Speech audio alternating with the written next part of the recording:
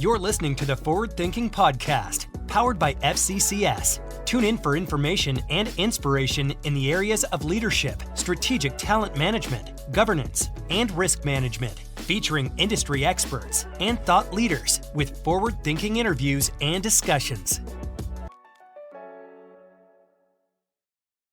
Welcome to the Forward Thinking Podcast. I'm your host, Stephanie Barton, Senior Vice President of Marketing and Communications for FCCS.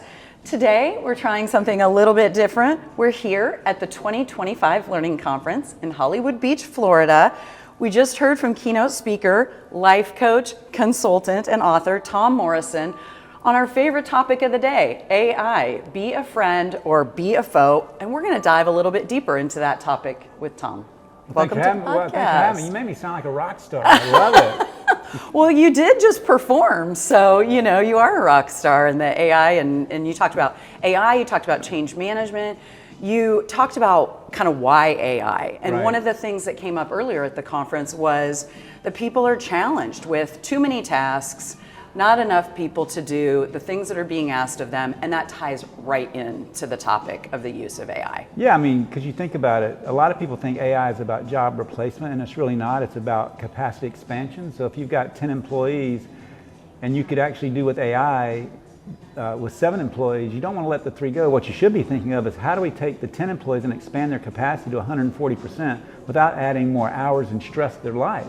And AI does that. It frees you up to do so many things because the studies that's coming out saying that most office workers, admin workers are about 40% more efficient by using AI tools in their daily structure, which frees them up to do other things that the association wants to do. And what you hope that they're using AI for, and you alluded to this, the tedious things, are the things that maybe aren't the favorite parts of their job anyway. They can focus more on strategy and less on these tactical things if they're using AI tools in their everyday job and lives. You think every aspect. You think about finance, though. Think about the CFO or the bookkeeper getting a spreadsheet from the CEO saying, hey, can you go analyze all this data and bring me back what you think? And they spend a week on analyzing a 400-member conference when you could take that spreadsheet, upload it into ChatGPT and say, tell me what data trends or data analysis you find are important for us to keep our eyes on.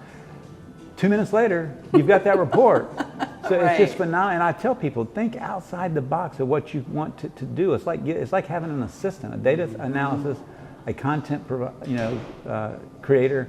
So it's just phenomenal. But people think small. I say think big about your whole job and see what you can have it help you do. So that may be one of the fears around AI is it going to take my job? But what are some of the other fears people have around AI that we can kind of debunk today? Well, I mean, jobs is the number one, and I just tell people, I go back to when the internet was born in May of 1995 or 1985 with AOL, that they predicted that, or people feared that AOL and the internet was going to take all these jobs. And what studies have shown is 20 years later, for every job that it took away, it added 10 to the system because they're jobs that we didn't know were going to exist. And the same's with AI. 10 years from now, when we look back, our job's going to be displaced, yes, but it's going to be displaced for people who choose to not embrace AI and want to stay back in 2025. But if you reskill and upskill and learn how to use AI, the saying now is AI is not going to replace people. People who know how to use AI is who's going to replace people. It's going to be table stakes. Yeah. People that sat in the room today and heard your keynote, let's say 50% of them said, I'm already using AI, I agree, it's expanding my capacity. Let's say 50% said, ooh, I'm not going to use AI, I'm going to sit back and I'm going to wait. Well, they should be afraid because they could be replaced. Well, they could be just working their way out of a job because they're not willing to change with the technology time. And then you asked about other fears. Well, some other fears are just, I think people, just like when the internet was created, AI, you had Elon Musk, Mark Zuckerberg, and Sam Altman, who created ChatGPT, all come out early on saying, we need to slow this down. It's dangerous. It's in the wrong hands. It's going to create crazy chaos. And I think people still have a little bit of, if those guys are fearful of it, then we should be fearful of it. But here's the thing. Back when they created, I said in the keynote, back when they created the automobile, it gave people freedom to travel across the country. It gave them freedom to transport goods and services, but it also created the getaway car for bank robbery.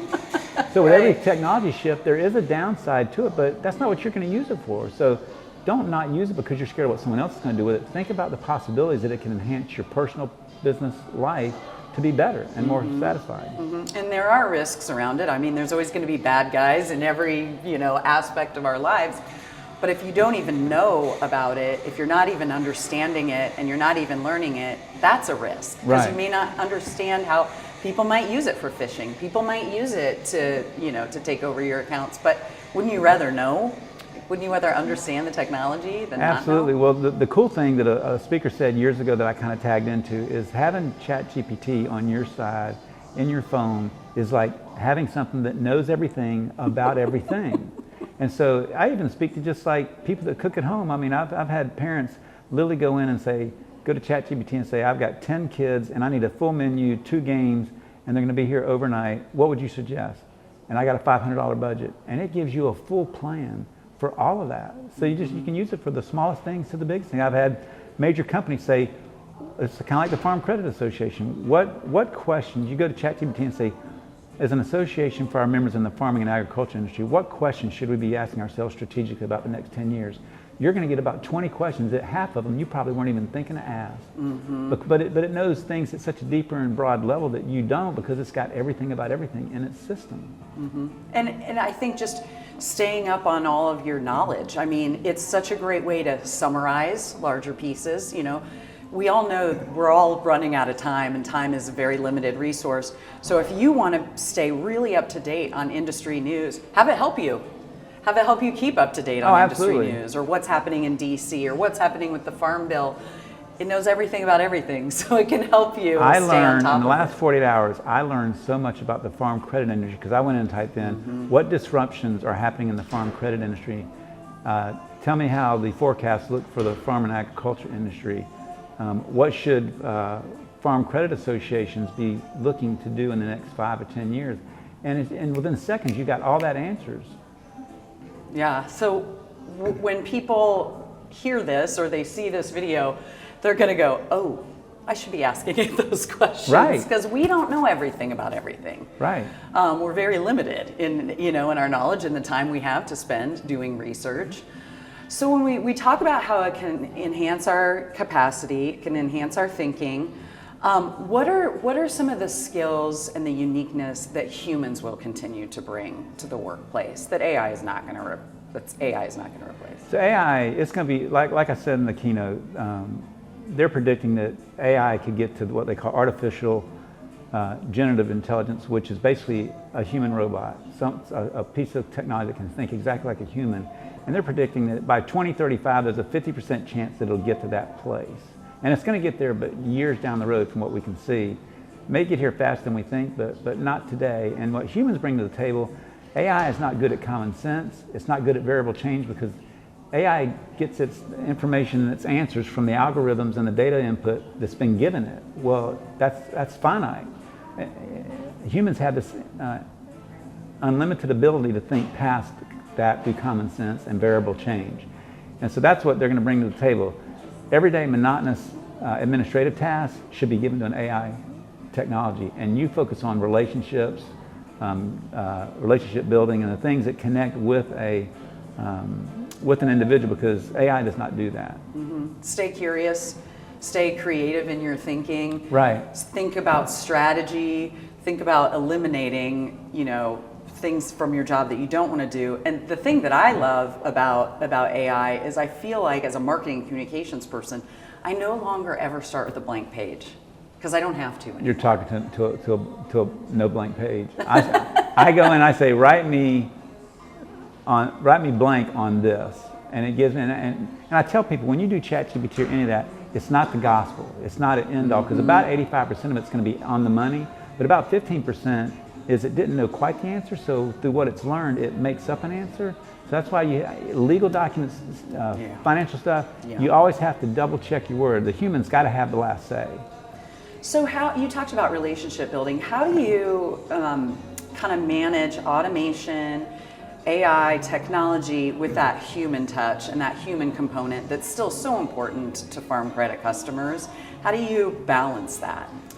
Well, first you have to make a list of what's everything in my job responsibility that I could actually have AI do.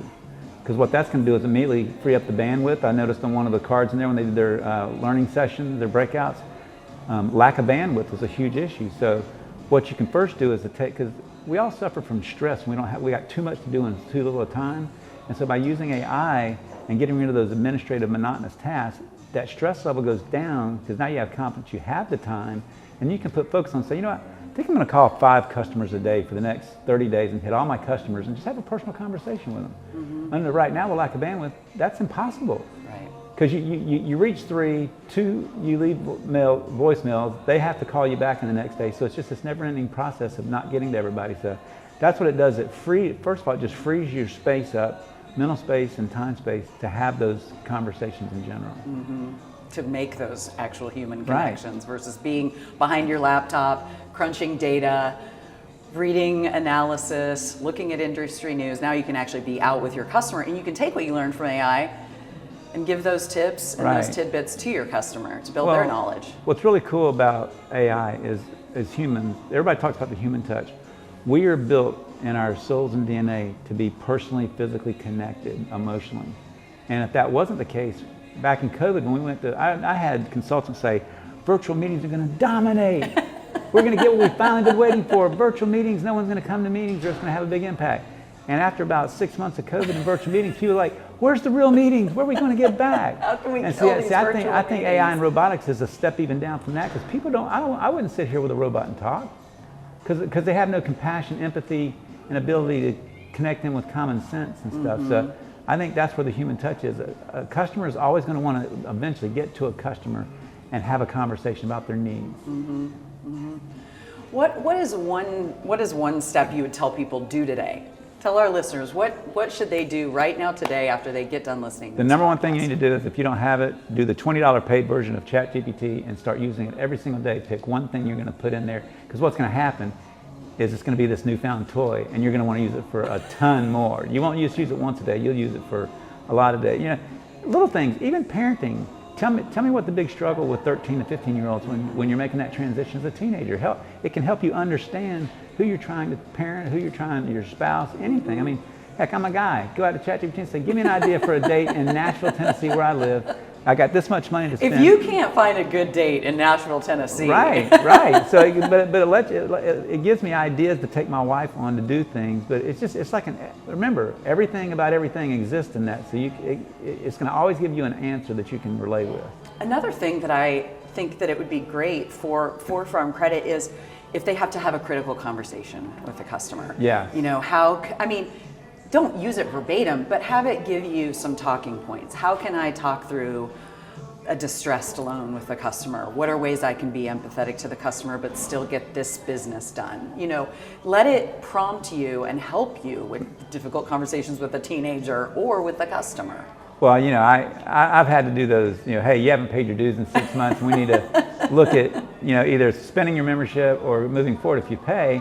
And you ask yourself, how do you say that in a way that doesn't make you seem like we only care about the money? And so you go into ChatGPT, and it gives you the most. And you can. The funny thing about ChatGPT is you can tell it, I want an empathetic letter, two paragraphs that share that we need to get you to get your dues paid. Here's some value propositions to look at, or we're going to have to suspend your membership, and it gives it to you. So it really helps with that stuff. That's where the empathy comes in, when you tell it you want it. It does then know what to do. And then it really does learn your voice. I mean, I feel like the more and more I've used it, it's sounding more and more like how I would sound. I mean, I always obviously take a look through it. Okay, is this my voice? Is this the brand? Yeah. Is this on brand for us? But it's getting smarter and smarter. Well, that's the cool thing. If you have the $20 version, so you have a username and password, it's collecting and learning. It's learning constantly. Every time you put something in, it's learning how you like to think, talk, and act, and it's going to come back with that. What are some cases, maybe, not that we're trying to instill fear, but what are some cases where you have seen people take it too far? You know, I don't think it's people taking it too far as much as it gets in the hands of, kind of like the car got in the hands of bank robbers, you know, the getaway car. And so there's people that are going to want to do something bad with AI technology, and you just have to know that and just be on the guard of that, you know. And, you know, the biggest thing I see is the mind manipulation. It was specifically came out more during the election process and election cycles, where people are taking someone's voice, because you can do that. You can upload a video of someone, give it a script and say, put this in their words and make it look like it's saying it. And I remember 2 years ago when we had a speaker on AI, he did a little fun thing with me. We did a Zoom call, and he didn't tell me what he was doing, but we did a Zoom call, and we chatted, and it was really funny, and we had a good time. So at the conference, he says, I got an announcement that Tom said he wanted to make today, and so I want to show the video. And the video basically was me talking Zoom, and it said, hello members, I'm just letting you know that out here in Tucson, Arizona, this is going to be my last meeting. I've got my golf clubs out here, and I'm not going back. And it looked just like I said it. And so I think that's one that I would say that I've seen that happen on real videos and stuff like that. That's a dangerous thing to be getting into. Yeah, I think we could all have a little bit of healthy skepticism about things we see, things we read and understand. I mean, that's just the world we live in these days. And I really tell people, technology, you should not use technology because of how you think someone else is going to use it who has a bad character. You need to think through the lens of what can it do for me to make my life things more possible. I can have a better quality of life, and AI is going to do that for everybody because it takes such a struggle. Instead of laboring over what I need to say to the members in this letter, to marketing, just ask ChatGPT to give you a draft. And it'd take you 8 hours to come up with the perfect letter, and ChatGPT did it in 60 seconds. Yeah, it's giving you the starting point. Yeah, so I think that's what people just really have to understand and embrace is this is about me using it for my needs and possibilities, not fearing what someone else is going to do with it. One of the things you talked about in your keynote was certain technologies that have come out or are coming out, like self-driving cars. Yeah. And then you had a list of, and these are all the implications people don't think about for that technology. Right. But I think that's good advice, whether you're talking about technology, whether you're talking about AI, whether you're talking about a business decision. We should all, as leaders, be thinking of implications to our actions, to the tools we use, to the technology. So that's just something that should be happening with us anyway. Well, you look at the whole farming and agriculture industry. Those 9 technologies, drones, huge. Drones can go out and tell them down to the plant what one needs fertilizer and water. You got electrification. That's going to, John Deere's building electrified tractors. Self-driving, they obviously have self-driving tractors. Machine learning, the machines are learning where to cut and where not to cut and how to harvest and stuff. All those technologies are affecting but a lot of people don't understand what that technology is going to do because they're not. I guarantee you, the body shops aren't thinking about self-driving cars because when they hear the word that 90% of all accidents are going to go away, that's how they make money. So they got to think differently about what am I going to do? And we talked about the personal injury attorney, same thing. When people crash, they sue. So just implications that are unintended consequences of new technology coming out. People really have to think past their front door and say, how's this really going to hit home with me? My whole team, we attended this training that was about AI, and it was about the fears that people have of their jobs being eliminated. And in the marketing and communications field, that's a real fear, right? Like, will my design still be relevant? Sure. Will my content still be relevant? But to your point, just use it to make you better. Improve your skills as a strategist, as a relationship builder. Like, start looking at those skills that you need to build to make those human connections, and let AI do all that tactical stuff that isn't our favorite anyway. Well, it's funny when you say you saw a presentation that there was a lot of fear in it, and I usually start some of my AI talks with, hearing a speaker on AI is kind of like going to a horror flick. Because everybody's like, oh my gosh, oh my gosh, oh my gosh. And I say, you know what? I'm not going to do that to the audience. Because that, as a guy said one time, if it bleeds, it leads. And that's what's in the news. Well, a lot of speakers, they want them to be remembered, so they tell everybody what AI is going to do for them in 15, 20 years. And I talk about mine in the here and now. Yes. The next wave of speakers can talk 10 years about what it's doing 20 years from now. But I'm going to teach you today what it is not, how to use it, and why not fear it, and reach for the possibilities with it in your life. If we were sitting here recording this podcast 5 years down the road, how would this conversation look different?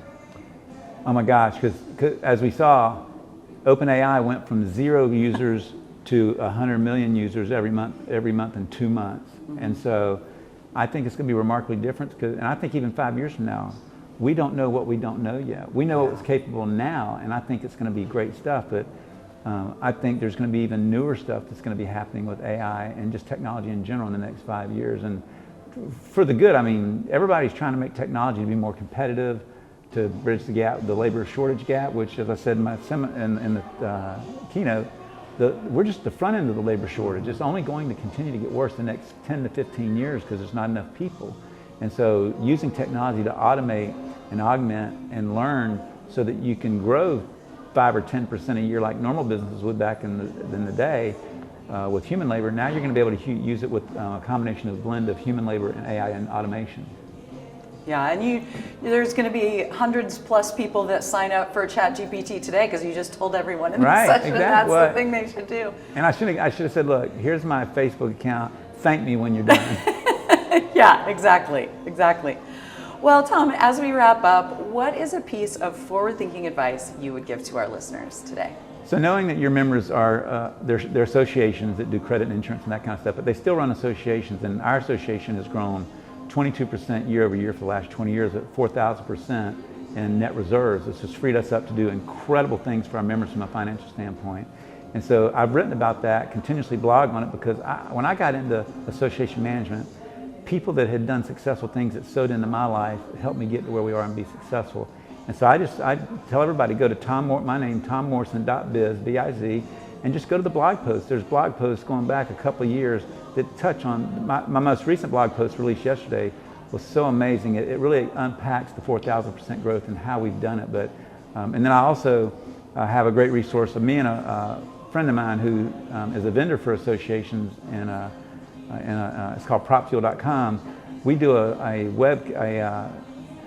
podcast called associationstrong.com, and you go to associationstrong.com and you'll hear us. We do podcasts about every other Tuesday, interviewing just different people that tell stories about member engagement, value creation, different technologies you can be using to better your association and make it better. And the funny thing is in 2 to 3 weeks, we're about to release one for a company called BettyBot.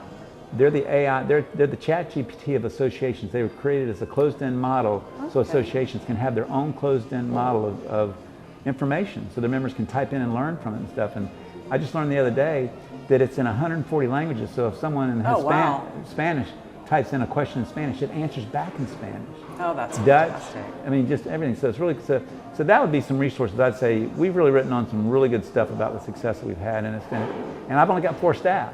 So we're not this massive organization. We're doing AI, online communities, YouTube channels. We're doing a ton of stuff, and we're still only a staff of 4. So I just want to encourage everybody out there that's a small staff. You can do this if you put your mind to it and just really work efficiently with your staff. Mm-hmm. And I know that is true for Farm Credit. Farm Credit, a lot of their marketing teams are lean and mean. They're running on empty. So them using this tool is absolutely critical to feel like a much bigger team. Like you said, it's like your assistant. It's like having an assistant. It is. Well, especially if you're analyzing data and stuff. It's the best data analysis person you're ever going to have. But there's just so many things that it can do for you if you just dive into it and figure out. If you're sitting there, like you said, you're sitting there laboring over a brochure, a photo or something, you can just ask ChatGPT to do that for you. But the key is you got to ask it the right prompts. Be specific as possible, because the more specific you are, the better you're going to get. But here's the cool thing. When it answers back, it's going to ask you a few questions. I had it for this thing here. I got some trends for the farm credit industry. And it came back and said, would you like me to create some talking points for your presentation, and would you like some PowerPoint slides? So it's conversing back as it's learning about what your needs are. So it's really sweet. It really wants to be helpful. Yeah, for sure. We should all want somebody that's a human that's helpful, right? Exactly. Well, Tom, it's been great. But our teenagers, they know everything about everything, right? They do. They already know everything about everything. We should just ask them. We'll just ask them. They're like a little ChatGPT. Right. Yeah. Good point, Tom. Well, it's been great having you at the conference. It's been great having you on the podcast. Thank you so much for speaking here at the Learning Conference. That ends us for this episode. Thank you so much for listening in.